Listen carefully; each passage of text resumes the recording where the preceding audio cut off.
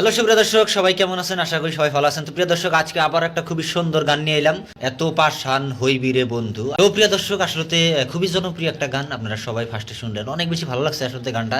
জাপাটা নবজ্যোতি ক্লাবের উদ্যোগে আয়োজন করা বিশাল বড় সাংস্কৃতিক অনুষ্ঠানে গায়কটা এত সুন্দরভাবে গান গাইছে, আসলে খুবই বেশি ভালো লাগছে। তো প্রিয় দর্শক, চলেন আমরা সম্পূর্ণ গানটা শুনি, তারপরে আবার কথা হবে।